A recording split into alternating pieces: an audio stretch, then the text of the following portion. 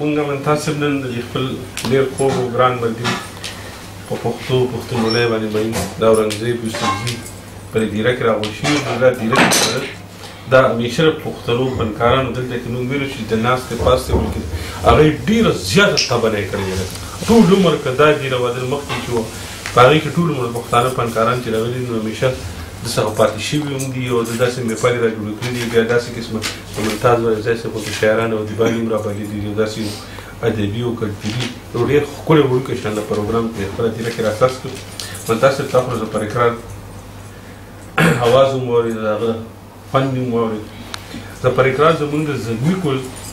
په دې لسدولس کاله کې چې کوم د فنکاران مخې ته راغلي دي د هغې کتار کې ښه هسکه سړی ولاړ دی ټولې نه د کمال خبره زه چې زه پر اقرار د کومې خبرې نه ډېر متاثره یم او زما پام یې ځان ته راګرځولی دی نو دا خبره ده چې زه پر اقرار د خپل هنر دپاره د ډېرې ښې شاعرۍ انتخاب کړی دی او دا په هغه ډېرو کمو فنکارانو کې دی چې ده کې دا کمال هم د تحصیل دی چې دی په شعر هم پوهېږي او بله خبره دا ده چې د شعر و ادب سره دومره زیاته مینه ده چې بلاډ کتابونه په خپل کور کې ځان څخه په لایبررۍ کې د ډېرو ښو شاعرانو او ادیبانو دا راجمع کړي نو زما دا یقین دی که د دې نوي دور د فنکارانو سترګو نه وهلو نو خپلې ژبې زموږ دې ژبې ته دې ډېرې عجزې او ژبې ته چې دا پښتو چې کومه ده د دې به ډېر خدمت وکړي شي او ډېرې ښې سندرې او ډېرې ښې غزلې به ووایي خو ورسره دا ورته هم چې هم د دقسې شاعرۍ انتخاب وکړي ځکه چې په پښتو کې اوس دا نوره شاعري دا 2 نمبر شاعري د هغه شاعرانو ډېره شاعري وویله شو هغه پاتې کېږي نه منتاسې هغه که ستاسو خیلی وخت سره روکه شي یا میاشت د هغې سري یا یو ځل اورېدو سره د هغې سري او د دا قسمو څیزونو چې کومې شاعرۍ انتخاب تا کړی دی نو زه پره دا لار لږ ازغنه ده ستړې هم ده او د دې شاعرۍ او د دې سوچ او د دې فکر د اورېدو په پښتنو کې دا ساعت چې کوم کتونکي لږ اورېدونکي لږ کم دي خو ستا مستقبل چې کوم دا ډېر روښانه زموږ دواګانې زموږ هلې ځلې ټولې به د تاسو سره او دا چې کومونو بریالي او سرلوړي یو جهان مننه بل تاسو ټول ملګري چې یې نو په انتخاب من تاسو که سوي کنه سفر کوله نو په لاره ته نو اوس دا نوي فنکاران چې کوم راغلي دي په هغې کې سرفراز دی اشرف دی ظفر اقرار اخو لمونږ د بنو د نورنګ د سیمې څو فنکاران دي رحمان ګل دی کسان چې هغوی د دې غزل سره ډېر محبت ساتي په شاعرۍ باندې پوهېږي نو که موږ زموږ سره چې کومه په څنګ کې بله ژبه د اردو د هغې فنکارانو ته موږ وګورو چې په هغې کې چا ډېر نوم پیدا کړی نو هغه خلک په شعر هم ډېر ښه پوهېږي او د دې د شعر پوهنې دا فایده چې کومه ده دا هنرمند ته بیا په دې صورت کې رسي چې هغه د دې لفظ سره بیا انصاف کولی شي هغه چې دا لفظ کله په دې سور باندې کښېنوي نو دی په خپل د لفظ په دې بیکګراوند باندې په دغه باندې پوهېږي نو بیا هغه لفظ داسې کښېنوي داسې هغه ته موسیقي جوړه کړي چې هغه بیا لفظ نورې معنی ورکړي او نورې دغه وایي نو دا دغه انشاءالله تاسو تحصیل دی تاسو په شعر پوهېږئ نو دغه شعر پوهنه چې کومه ده دا به په دې موسیقۍ کې ستاسو پوره مدد دا انشاءالله دا به هسې نه ځي او متاسف دا هم ده چې لکه کله یو فنکار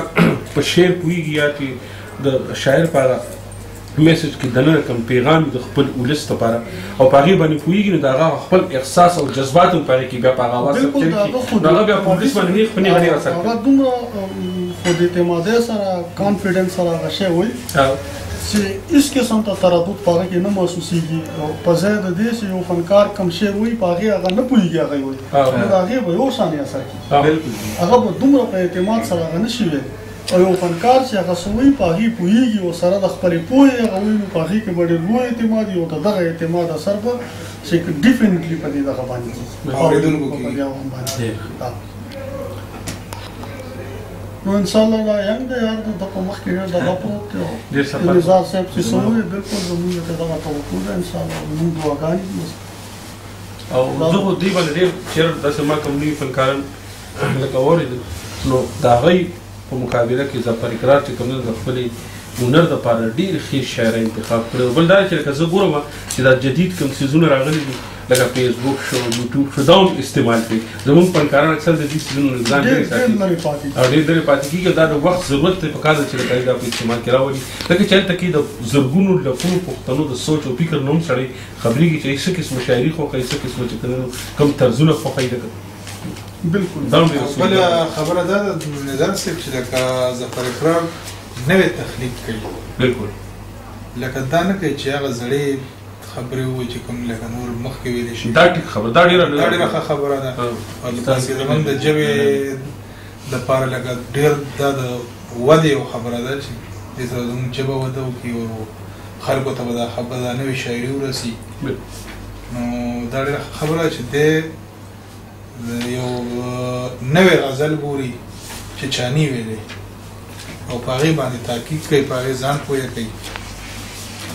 نو دا خبرې به ټولې انشاءالله د دوی په کار راځي دا ټولې خبرې ځکه چې د خیال صاحب پوره ډېر خدمات دي پښتو ژبې ته د غزل په حواله خو د هغې چې د حمزه صاحب کوم کیسټ کړی هغه مخکې هم ساکار اوس هم ساکار دا اعظم صاحب چې کومې غزلې ویلي دي ګوره هغه ټولې مخکې هم ساکار اوس هم ساکار یو اوس دا کول چې کوم دی دا لوست دی کول دی د مخکې په نسبت بالکل نو دی به هغه شی انشاءالله نور د دې د خلکو چې کوم دی هغه دور ختم دی اوس هم ټیک ده چې لا هغه دور په مکمله دغه باندې ختم نه دی خو ډېرې لږې ورځې پاتې دي د دغه قسمه شاعرۍ او د دغه قسمه موسیقي خلک به راځي او دا موسیقي وختي ماجي او غزل وې غزل کلام ډېر زیات خوښ شو نو هغه به بیا